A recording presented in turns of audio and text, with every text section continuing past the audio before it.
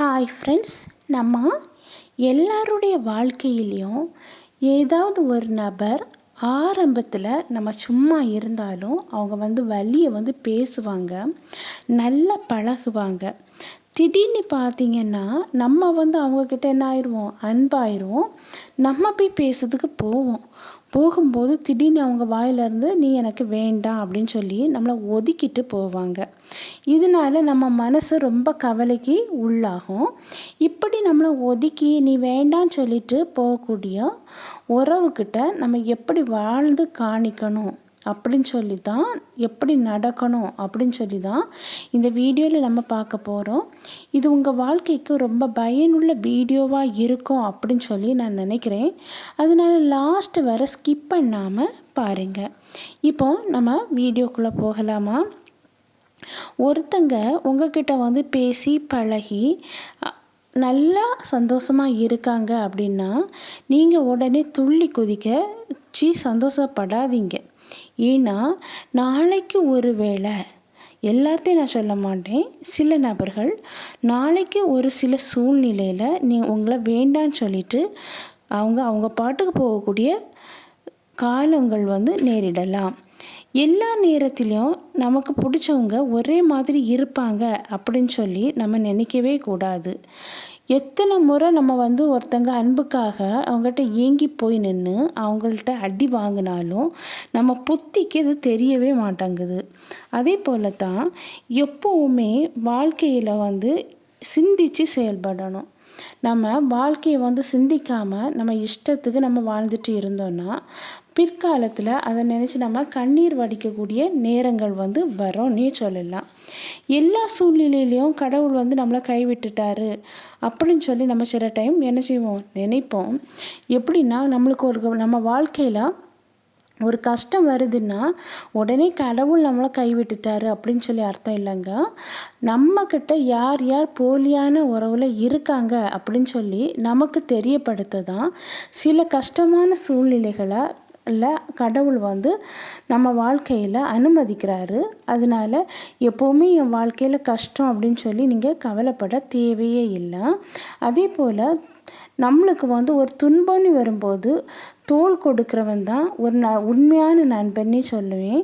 அப்படி நம்மளுக்கு துன்ப நேரத்தில் தோள் கொடுக்காத எந்த உறவும் நமக்கு இருந்தும் பிரயோஜனம் இல்லை அப்படின்னே சொல்லலாம்.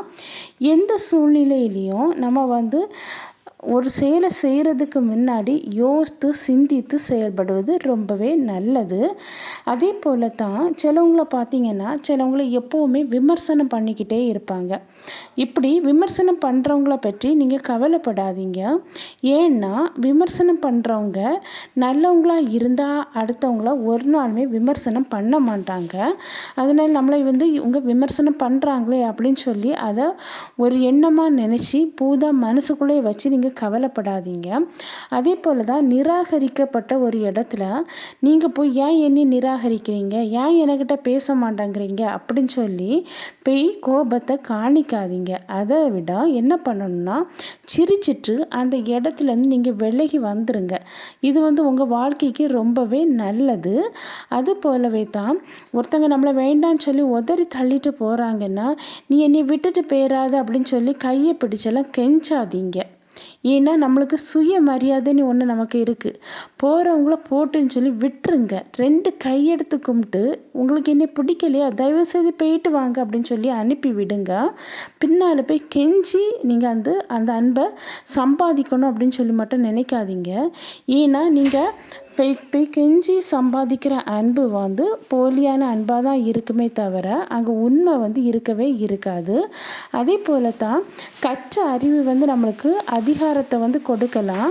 அடுத்தவங்க கிட்ட பேசுகிற விதமும் நடக்கிற விதமும் தான் நம்மளுக்கு மரியாதைன்னா என்னன்னே கற்றுக் கொடுக்குது. நம்ம வாழ்க்கையில் எந்த ஒரு கஷ்டம் வந்தாலும் எல்லாம் சரியாயிரும் அப்படின்னு சொல்லி ஒரு எண்ணங்கள் நம்ம மனசில் மேலோங்கி நிற்கும்போது நம்மளை அறியாமையே ஒரு கான்ஃபிடென்ட் நம்மளுக்கு இன்க்ரீஸ் ஆகுது.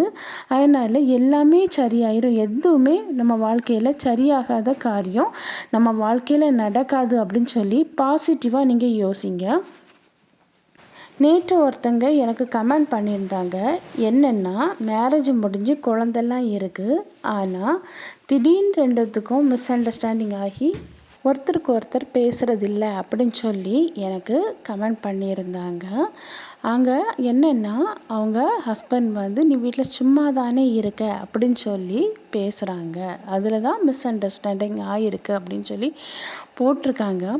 நிறைய பேர் என்னென்னா, வீட்டில் வந்து அதாவது வெளியே போய் வேலைக்கு போகாத லேடிஸை பார்த்து சொல்கிற வார்த்தை, வீட்டில் சும்மா தானே இருக்க அப்படின்னு சொல்லி சொல்கிறாங்க.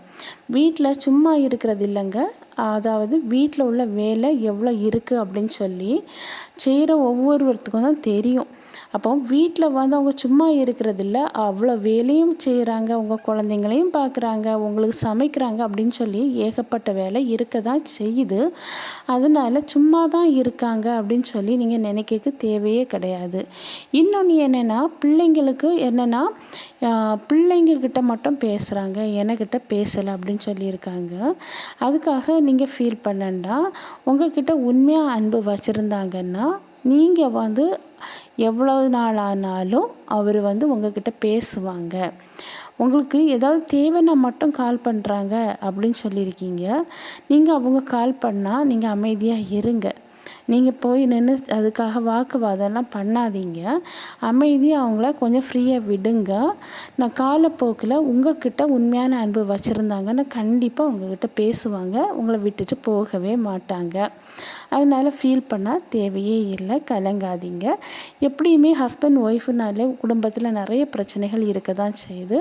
அது வந்து நீங்கள் கொஞ்சம் ஃப்ரீயாக விடும்போது நீங்கள் வந்து அவங்கக்கிட்ட கொஞ்சம் அவங்க பேசும்போது உங்கள்கிட்ட பேச வராங்கன்னா நீங்கள் கொஞ்சம் அமைதியாக இருங்க. அமைதியாக இருந்து நீங்கள் பேசாதீங்க. பேசாமல் இருக்கும்போதே அவங்க யோசிக்க தோணும். கண்டிப்பாக உங்களை நாடி வருவாங்க, உங்கள்கிட்ட உண்மையாக அன்பை வச்சுருந்தால்.